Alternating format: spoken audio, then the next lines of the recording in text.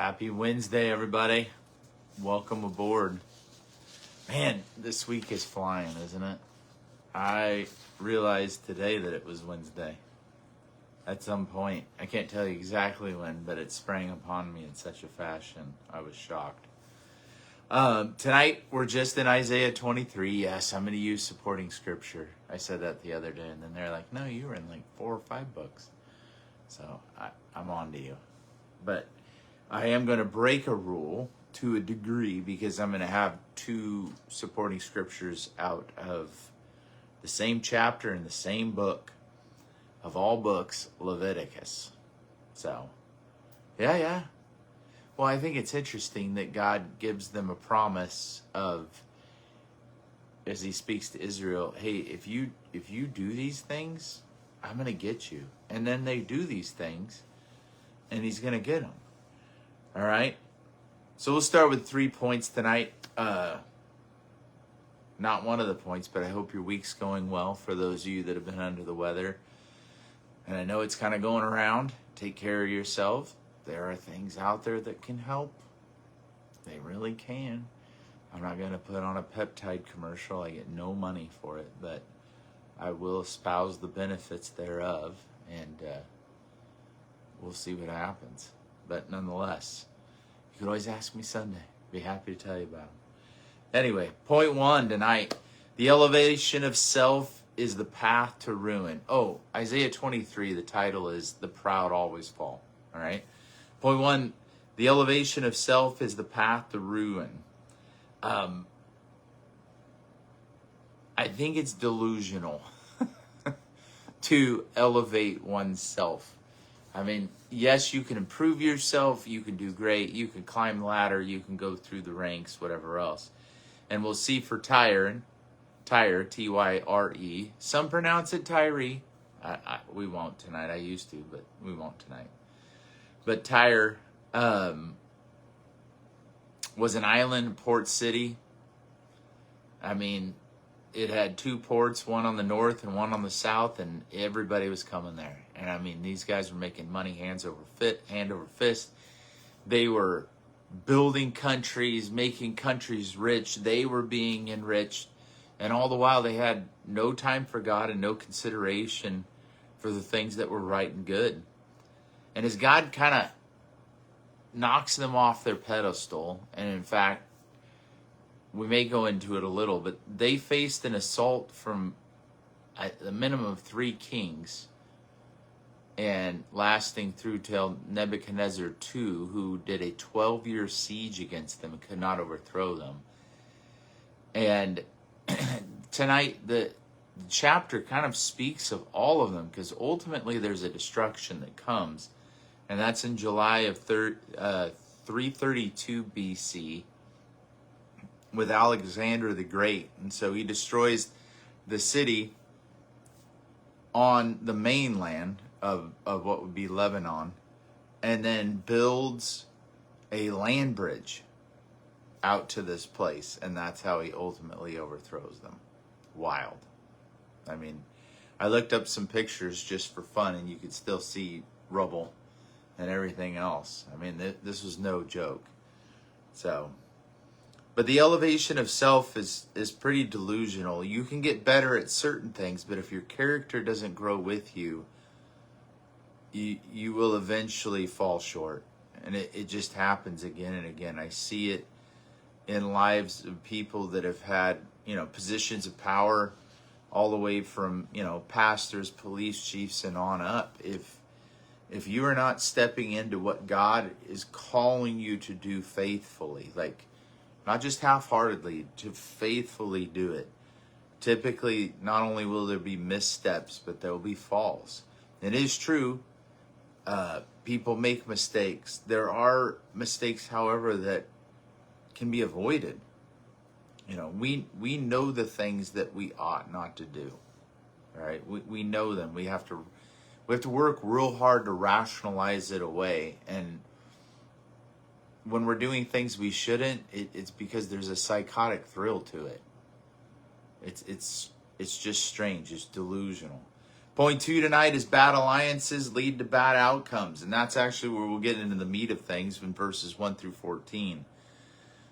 But even if everything seems beneficial and lucrative, it is better to align with God than to do anything for money. If what you have to do will lead you, like for the sake of money, leads you away from God as your centerpiece of life, that your eyes are no longer on Christ, you're not living in blessing. You're once again living in delusion. And in this, the prophet foretells that the word will come to these places, and he speaks of Sidon, which I believe is another port, but second to Tyre, and the ships of Tarshish and all this other, that they were known. Tyre was known for its ability, for its merchants, for its traders and the rest. I mean, the world was looking to them, and these men were held in higher regard. In fact, they were such avid salesmen that Nehemiah has to throw them out. Remember that they kept showing up, and he's like, look, y'all, don't come in here on certain days, okay? But money truly doesn't produce longevity. A merry heart does. It does. It does. It truly does. Joy does not come from immediate gratification. It comes from delayed gratification. And that's backed up by psychology. All right? So if we're always giving ourselves what we want as opposed to doing those things that we need, we'll live in constant anxiety. And we won't be able to enjoy anything. I mean, I'll say this in the discussion of stewardship and the rest. I would much rather work to go do things, if you follow, than work for things. Like, I want to use the things I have for the things I want to do. I don't want to be a slave to them. I don't want them owning me. And so there's times, yes, you have to sacrifice and you do particular things. I'm not talking against buying a house or whatever else, but there are other things outside of that. And if you've noticed, I drive a little older car. One, I hate new cars. Hate them. I hate them. I mean, I work on engines and cars and whatever else. And, well, yeah, I'm not saying everybody can do that. But if you buy a new car, in this day and age, be really careful. And don't buy a 6.2 liter Chevy. All right? Anyhow, I love Chevy. Don't get mad, GM. I love Chevy. But man, good Lord, fix it. And last point. God has a plan to redeem and a plan for what is redeemed. When God brings things to a point of fruition, he has an intention for it. His plan's not done. His will's not done. He doesn't smack his hands together and go, whew, glad that's over. No. No, God has an eternally perfect view of all things. And again, he is sovereign over all. This is the 11th oracle to the nations, the 11th and final oracle to the nations. And they're all interwoven. If he pulls the strength that Tyre has away from them, it weakens Egypt. It weakens these other territories that do trade with them. It forces the people of Tyre to do something different. And God promises in this a 70-year silence of sorts, which sounds pretty familiar to what the children of Israel are going to face, right? And interestingly enough, under Persian rule is when Tyre comes back to prosperity. It's interesting, under Persian rule. How do we get the people of God back? Well, there you go. Here we go. So let's jump into it. Again, we'll start with point 1. Point 2 is actually where we pick up with the scripture tonight. But point 1, basically just laying it out, is this. One again, the elevation of self is the path to ruin. What happened to Tyre? The pride. They became arrogant, and arrogance will lead us to a delusional comfort. As I was reading through the description of the island, it was interesting. I can't really fathom some of the stuff that was written, but walls that were enormous. The city is just set up to at one point set up to withstand everything except a wild man eventually, and Alexander the Great, who figured it out, wasn't willing to let them go. I mean, when the Assyrian army surrounded a city, they surrounded them. No one went in or out, and they would just shut it down, which is why, as we studied what would happen to Jerusalem, they had to dig tunnels for water, shore up the walls, everything else, get as much supply as they possibly could. And there were points that God saved them from that type of onslaught. You remember that the Lord sent one angel to kill 185,000 of Sennacherib's soldiers. And you'll notice with arrogance, Sennacherib didn't turn around at that moment and think to himself, the God of armies just slayed 185,000 of my men. I'm serving the wrong God. No, he went back to be killed in his temple by 2 of his own sons. I'm telling you, it leads us to delusion. It's hard when you're dealing with young people as well, and you have to teach them this process. You have to slow them down, and sometimes as difficult as it is, you have to make comparisons between their thought process and what reality actually says. And as much as we want to keep kids from embarrassing themselves sometimes, you'll have some of them that demand to be embarrassed. They demand to embarrass themselves, and there's nothing you can do except hold on and try not to baby them. Tyre had become influential, but they remained short-sighted. Tyre, the old city, was off the coast of Lebanon. It was an island with high walls and 2 ports, one on the north and one on the south of the island, and it was the center of trade. Many nations were made rich through her, and many nations would suffer if she was diminished in any way. Her dedication to her own interests and exploits never allowed her to consider or acknowledge the one true God. For all that God had done and was going to do in the region, each nation had to be brought to a place of vulnerability so that their pride would be broken. He was essentially bringing them all to a place where they were going to be ruled for the sake of the restoration of Israel with regard to the remnant. I mean, when you start thinking about all of what God does, using this army here and this army here, and we're talking over 100 some years that this is unfolding, if not longer, and even a promise of the destruction of Tyre, which doesn't come till 300 something BC, which is hundreds of years later. It's just fascinating how all these dynamics play out. And sometimes in our very short lives, we don't always get the view of the prophet, seeing hundreds of years into the future and taking it to heart, knowing, and God giving them that comfort. I mean, Isaiah had to do some weird things. Some weird things. But the Lord was using him mightily and rewarding him with understanding. I mean, Isaiah's piece as far as who God was and who he was going to be was absolutely intact throughout all of this. And it's interesting that these nations, if you think about it, and we'll read this in Leviticus 26 here in a second, but the warning that God gives them about if they're proud, about if they rebel, about what's the word he uses here in this next one? If in spite of this, and the fact that they would act in such a way specifically.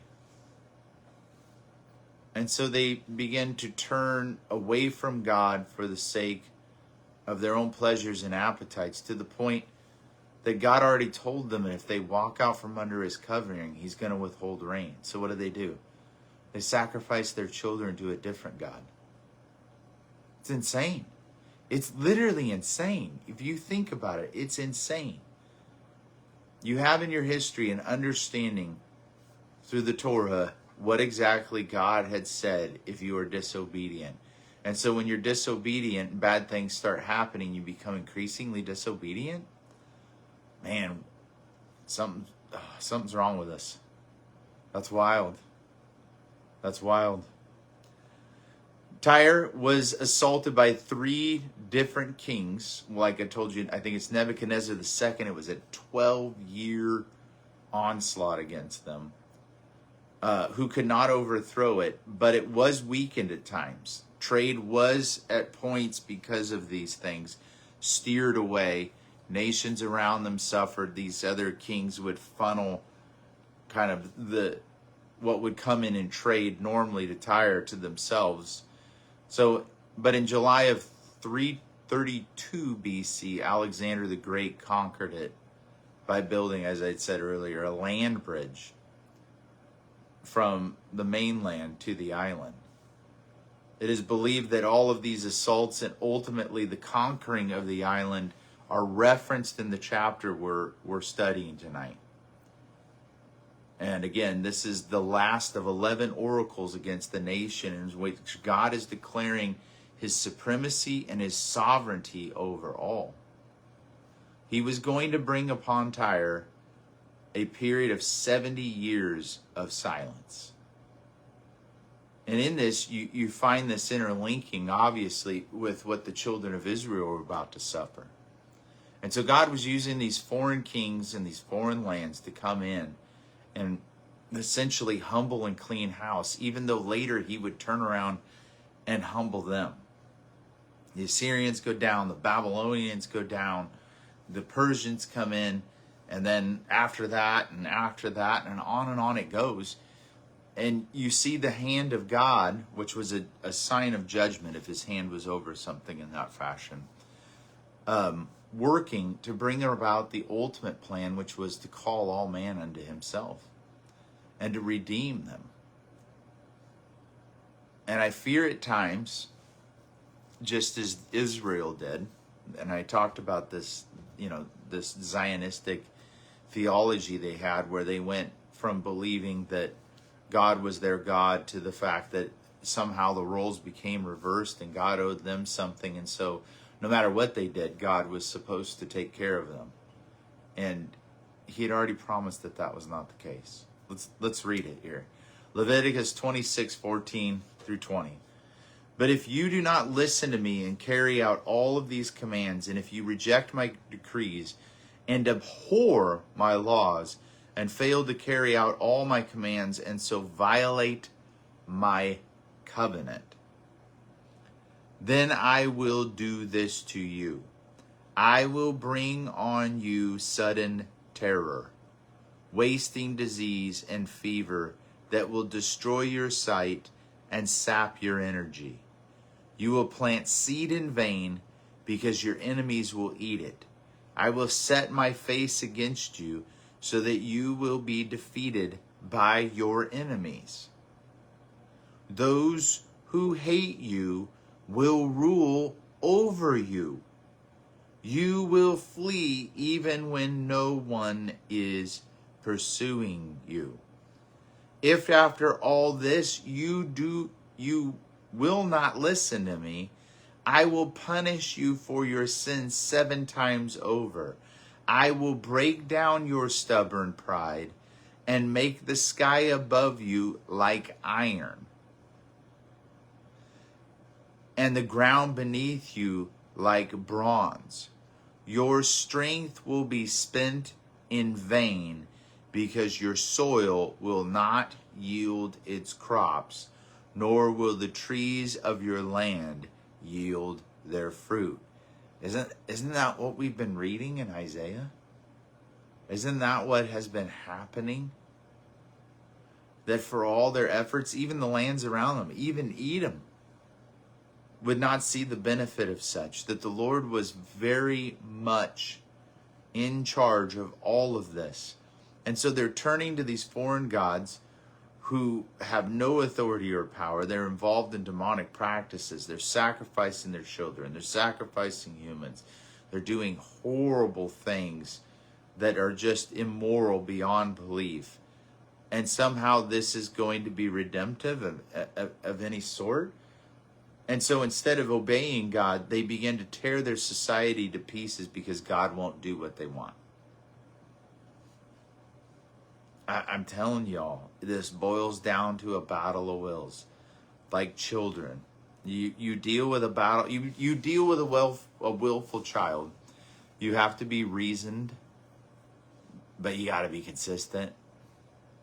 You got to be consistent, and you can't ever lose. Which is why we are slow to speak, right?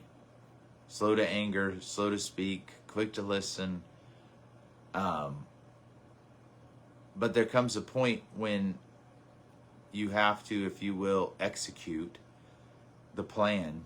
And God has made a judgment against Israel. He's made a judgment against Egypt, Ethiopia, Edom, Assyria, Babylon, all of it, and now Tyre. And the judgment is in. The verdict's in. It's over. And whether it happens today or tomorrow or 100 years from now, doesn't really matter. It's happening. Point 2 is bad alliances lead to bad outcomes. Verses 1 through 14. Wail, you ships of Tarshish, for Tyre is destroyed without house or harbor. It is reported to them from the land of Cyprus. Be silent, you inhabitants of the coastland, you merchants of Sidon. Your messenger crossed the sea and were on many waters. The grain of the Nile, the harvest of the river, was her revenue. And she was the market of the nations. That's Tyre. Tyre was the market of nations. Now you remember the trouble was going to come upon Egypt, and what did they work with? Flax, right?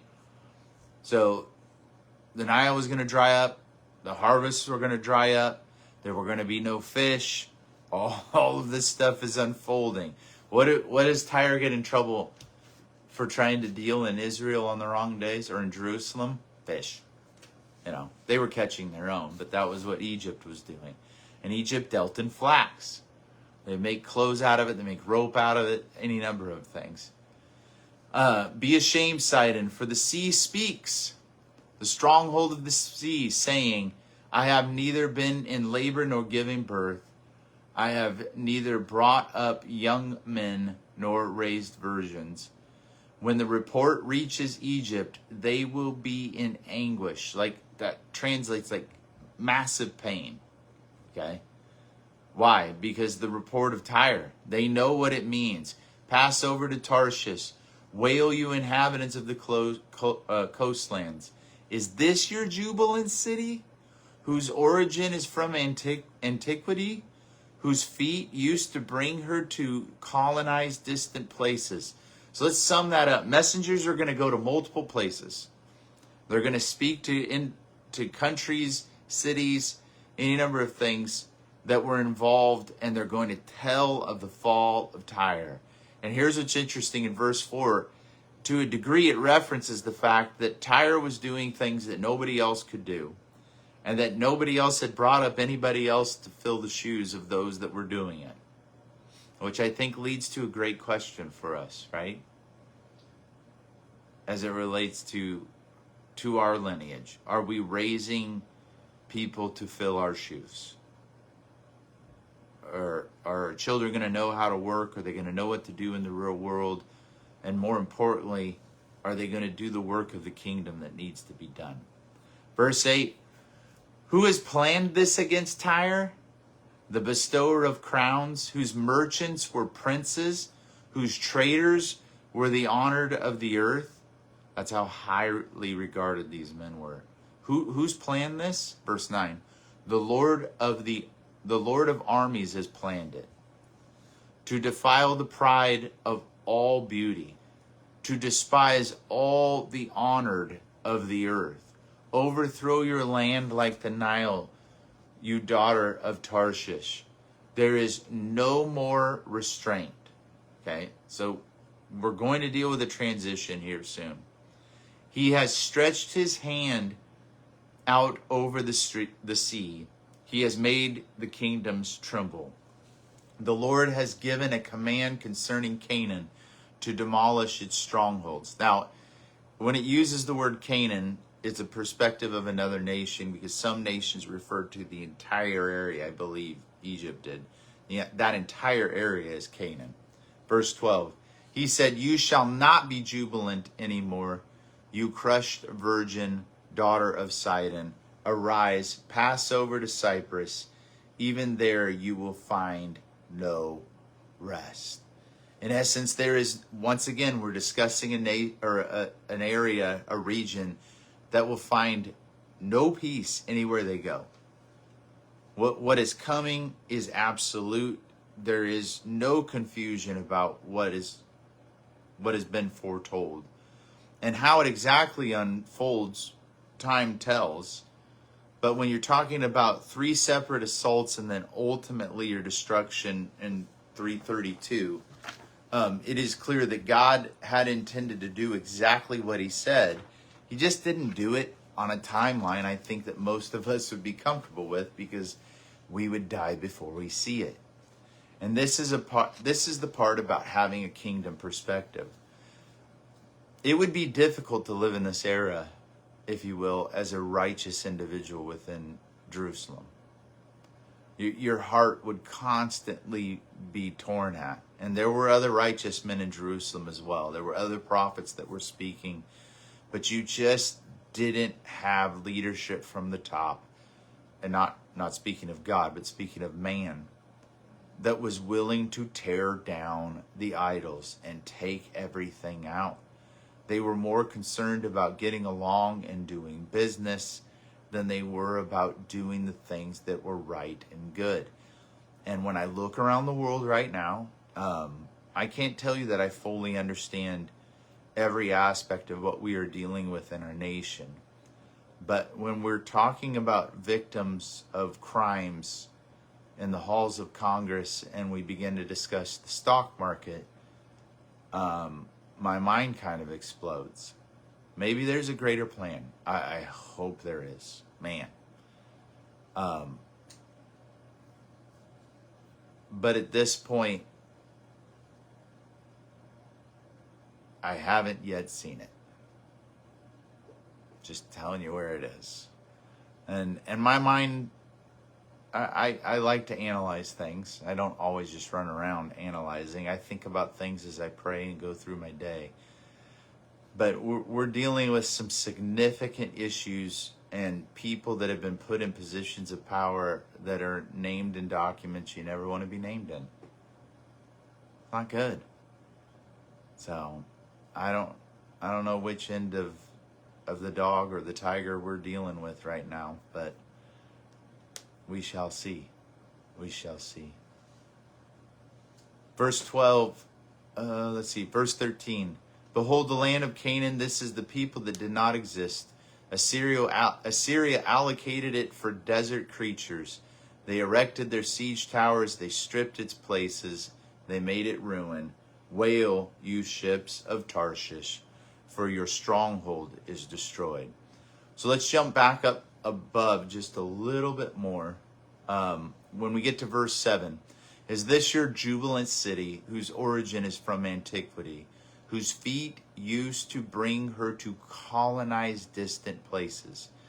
I want to kind of get across how influential Tyre was in this area. They were literally capable of nation building. Once these trade routes were established, they could build an entire area to get whatever they needed out of there, or to get whatever they needed in there. And it was extraordinarily lucrative. When we get down to the discussion of verse 13, the land of the Chaldeans, we begin to discuss the ultimate outcome of Tyre, which is in essence at one point what Assyria did to Babylon, or to Babylonia. And they just decimated it at one point.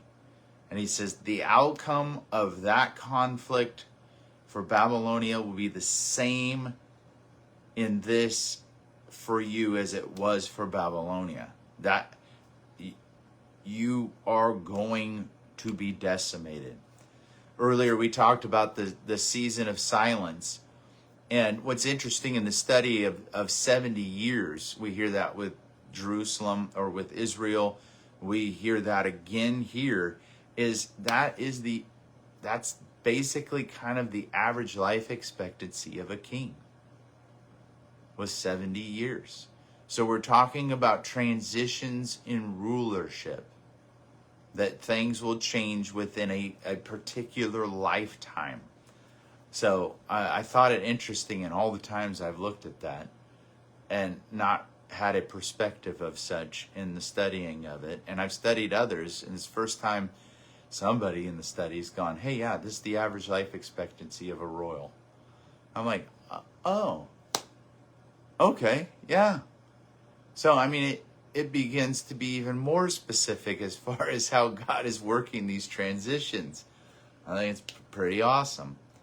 So, point 2, bad alliances lead to bad outcomes.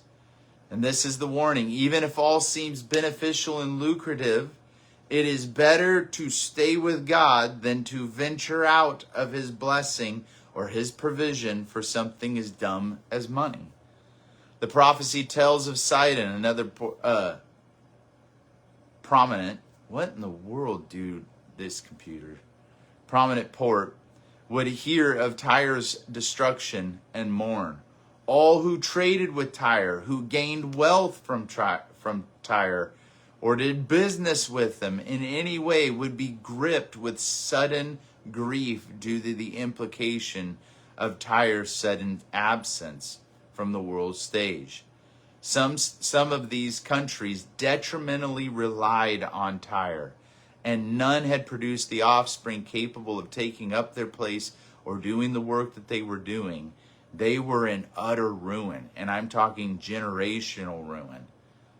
I think in this, it's an interesting thing to consider as you look at how these other nations, they were so busy making money and living so well that they had not taken the time to invest in the next generation and left themselves open for decay. I think in many cases we have that here. We've lived with such a level of comfort, of entertainment, what's the pleasure, to the point that, what's that? Comfort. Yes. That it's almost kind of bewitched us. It's almost a form of witchcraft to a degree that we're so constantly entertained that we have not remained thoughtful and dedicated to the things that we ought to do. There were years and years of my life that, we didn't have these things. Like when you text on your phone, when that came out, that was just obnoxious. I wouldn't learn it. But I saw people that could rip it out like Morse code in their back pocket without even looking. Not that guy. But I can remember learning and being places where people were doing things. There was always something to be done. And so it wasn't my phone that was keeping me busy. It wasn't video games that were keeping me busy. We were out doing something, exploring the world and the rest. And I think there's at times, and yes, there are things that happen in this world that are violent and scary, and they've always happened. But I think about as a kid, with all of the things that were going on, you begin to look at statistics, how they were beginning to reshape our world with fear. How to change our perspective of life. You understand what I'm saying? Like, there were things going on that were being shown as kind of normal things that weren't really normal, just to scare us. And then you begin to consider the fact that we have all over the world things happening that are endorsed by governments that are far worse than we can imagine. The things that we have done in other nations as this nation are far scarier than anything we're facing here. It's just a fact. It's just a fact. And then I have no issue with the men that serve in our militaries, I'm not saying anything about them. I appreciate them and I pray for them. All right? But there comes points where you begin to see how some of these wars were planned ahead of time for the sake of banks, for the sake of any number of things to be placed within these nations. And that is disheartening. And in the process of such, in one nation in particular, we killed over 1 million people to get it done.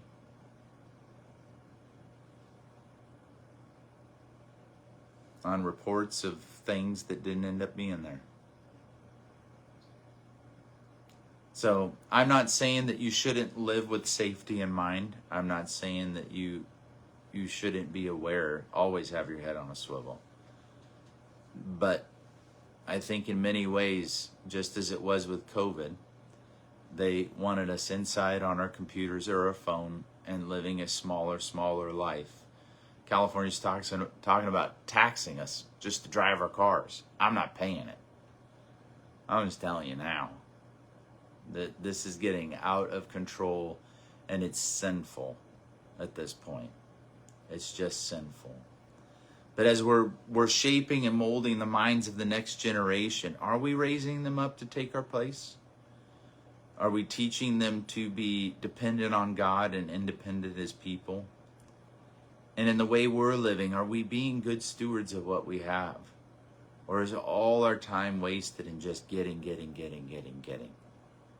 and neglecting the things that we're supposed to be doing?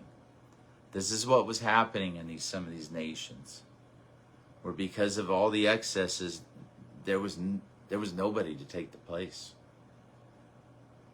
And because of all the excesses, they didn't slow down to consider God, who had created all the things that they were making money with. The fish of the sea, the timber, the goods, the grains. What did God tell them in Leviticus? I'll close the skies and I'll harden the ground. It's all from his hand. Don't forget when you go through your day to give him glory. He is good. And we're going to read where he gives. So don't panic, okay? Don't panic. As it relates to Tyre collapsing, these other nations were not prepared for hard times. Are we? Are we being careful with the way we live? I know it's difficult in this time and season, and maybe we got to cut corners even more than we, pull back and scrape by even more than we're comfortable. But I encourage you as best you can. If you're paying stuff off, I get it. But as best you can, be a saver. All right? Be a saver. This world cannot at any point be our hope or comfort. Tyre had built out of her wealth for the sake of what?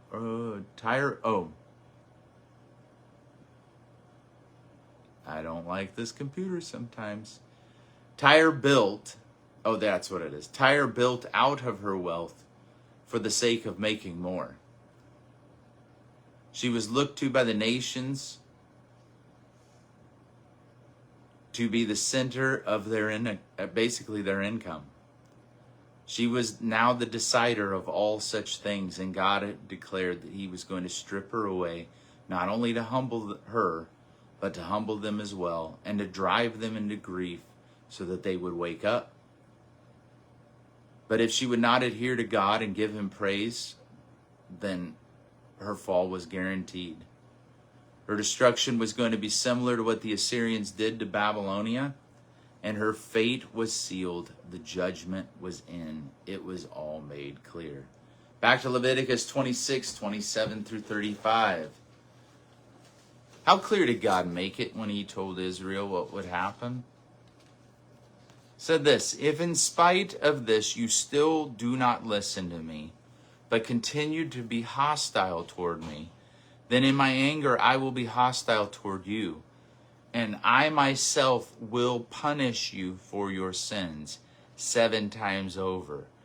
This verse 29 is rough. If there's any young ones, heads up.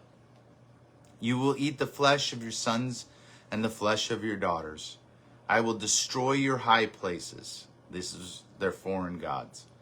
Cut down your incense altars and pile your dead bodies on the lifeless forms of your idols, and I will abhor you. I will turn your cities into ruin and lay waste your sanctuaries, and I will take no delight in the pleasing aroma of your offerings. I myself will lay waste to the land, so that your enemies will live there. Your enemies who live there will be appalled. I will scatter you among the nations, and I will draw out my sword and pursue you. Your land will be laid waste, and your cities will lie in ruins. Then the land will enjoy its Sabbath 7 years, all the time that it lies desolate, and you are in the country of your enemies. Then the land will rest and enjoy its Sabbaths. All the time that it lies desolate, the land will have the rest it did not have during the Sabbaths you lived in it. What does this tell you? That at every point that they could have rebelled, they did. God warns them here at the beginning not to do particular things, and for the sake of wealth, Israel does it. For the sake of pleasure, Israel does it. And their pleasure ultimately boiled down to just plain and simple rebellion.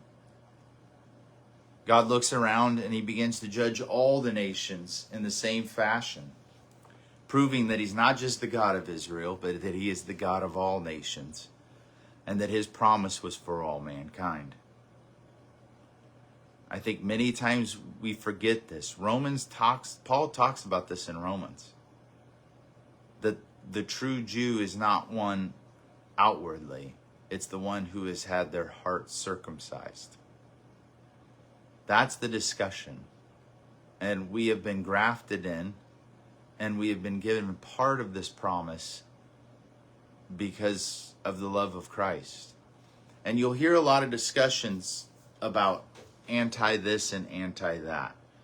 I will say very clearly that if saying Christ is king offends you, then you are anti-Christ. And if you are anti-Christ, you are anti-Christian. That's all you need to understand about everything going on in the world. That's it. That's it. That's all you need to understand.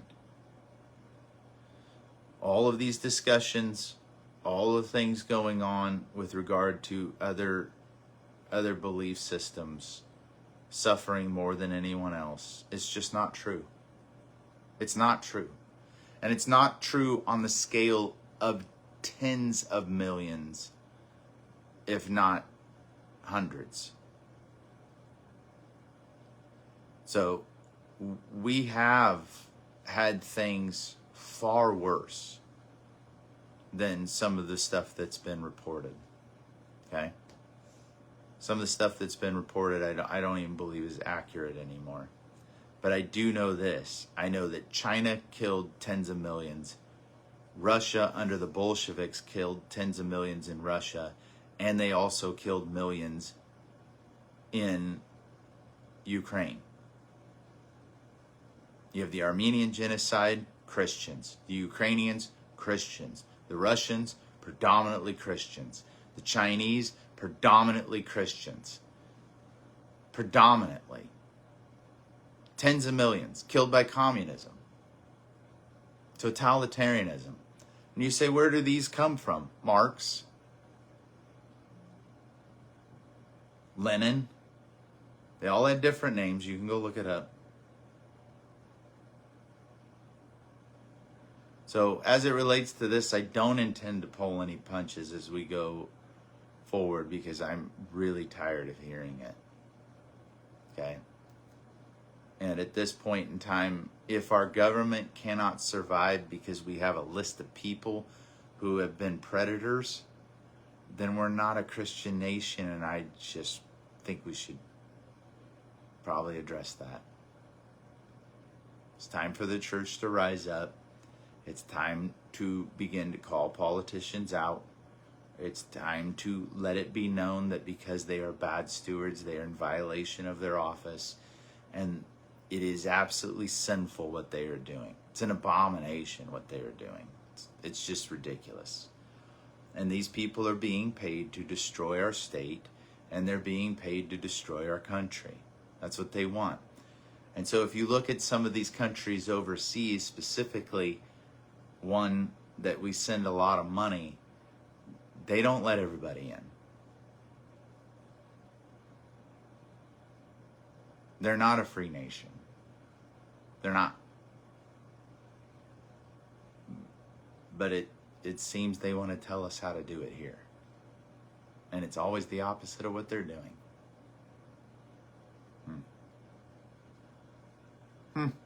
Verse 15. Now on that day, Tyre will be forgotten for 70 years, like the days of one king. At the end of 70 years, which is where I was talking about it. So as I read that, I thought, that's interesting. And sure enough, that's the timetable. At the end of 70 years, it will happen to Tyre as in the song of the prostitute. Take your harp, wander around the city, you forgotten prostitute. Pluck the strings skillfully, sing many songs, that you may be remembered. It will come about at the end of the 70 years that the Lord will visit Tyre. Then she will go back to her prostitute's wages and commit prostitution with all the kingdoms on the face of the earth. Her profit and her prostitute's wages will be sacred to the Lord. I'll explain this. It will not be stored up and hoarded, but her profit will become sufficient food and magnificent attire for those who dwell in the presence of the Lord. Now, where do we see this? Right? So God's not saying, hey, I'm cool with making money off prostitutes. It's not what he's saying. It's not what's written here. All right? What he's saying is ultimately the wealth of this city and the wealth of this territory will bless those who are in my presence. Well, where do we see that? We see it in Ezra chapter 6, and we see it in Nehemiah chapter 2, where we get our lumber, where we get the accoutrements for the timber, we get our commodities and all the rest. So it's ordered that from this region, certain things are going to come. Certain things are going to be supplied. And it was by order of the king who was over the people of Israel at that time. And so we see Ezra, we see Nehemiah, we see all of the rebuilding of Jerusalem, the walls, and everything else by edict of the king or kings. It's a fascinating thing that you see, that God will allow nations to rise and fall, to bring one down so one can be elevated, all for the sake of returning 50,000 people.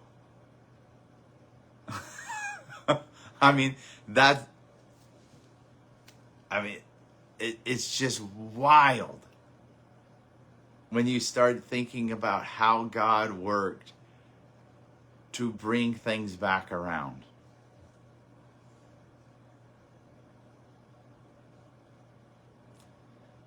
Don't ever mourn over small beginnings. Don't ever look down on small beginnings. There are things I look at now, just thinking about, business-wise, and looking back to what I had available and what I didn't. And just even starting in business, I was using secondhand mowers, secondhand cobbling stuff together, a trailer with holes in the floors, so you had to be careful how you walk through it. Whatever I had to do, just to get stuff moving and to get out and just grind the whole day, and equipment breaking down and learning everything I had to learn about how to put it back together. And people say, oh, would you gone back and done it differently? I mean, I learned some things as I went along for sure. And but I think there was a lot of good in that season. And the fact that God had asked me to leave my other job and me being just terrified because I just didn't believe. Whether I doubted him or I doubted myself, whatever it may be, it doesn't matter. It all boils down to not doubting him. If I just didn't think I could get out there and make enough money to keep my family afloat, then it's because I didn't trust him in the process. And I wasn't willing to risk. So I risked everything, being an idiot. But I can tell you this, that as the Lord redeems, and as he begins to, if you will, unfold his intention, if you're paying attention and you have humbled yourself before him, I pray that you're amazed in the process. I really do pray that you are amazed. I know things are tough sometimes, but if you slow down and you look from where you started to where you are at now, and maybe there's still some work to be done, but when you do wrong, does it hit your conscience now? You don't just blow past it? Does your heart ache when you say something you shouldn't? Is your mind troubled when you hear of a neighbor in a circumstance, a trial or a tribulation or trauma? Do you find yourself just breaking into prayer? I mean, these are all points of growth. These are all things that you should consider miraculous. I'm telling you, as your heart is awakening, as your mind is coming to clarity. And so even though we look at the world right now and everything seems chaos, we must remember that God does things in his time with intention. He is not one to judge things unnecessarily. He does not elevate without a cause or a plan, and he does not bring down without cause. Again, we must keep in mind that he will use the capable. That doesn't mean they're anointed. That doesn't mean at the end of this that they're going to be redeemed. There are times that he used Babylon, he used Assyria, and on it goes. This is how he works. On earth, men may be elevated for a season of true prosperity in the eyes of man, but in the flesh, it's only in the flesh. It is far better to face this life with just enough than to drown in excess. God was proving his sovereignty and his ability. Oh, man, this thing's really messing up tonight. I apologize. God was proving his sovereignty, and even as Tyre was coming back into a point that they had excesses, he was going to use that excess. He was even going to use what was of theirs to rebuild his people and ultimately bring through them the promise of Christ. His intention was to fulfill the plan of salvation and to draw men to himself. And we are offered this opportunity to do the same. We're called to draw men unto him. We're called to do the work of the kingdom and to build it. Tyre had missed the opportunity to be on the inside of God's covering and the work of his hand because their minds were addicted to wealth and position and prostitution. Turn your Bible to Revelation 3:20 through 22.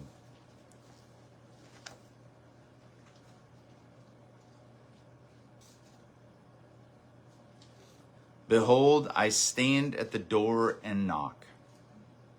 If anyone hears my voice and opens it, I will come into him, and will dine with him, and he with me. The one who overcomes, I will grant to him to sit with me on my throne, as I also overcame and sat with my Father on his throne. The one who has an ear, let him hear what the Spirit says to the churches. Speaking of the churches, be praying. It almost seems like weekly stuff is coming out. And I fear there will be more. A lot more. We need a house cleaning.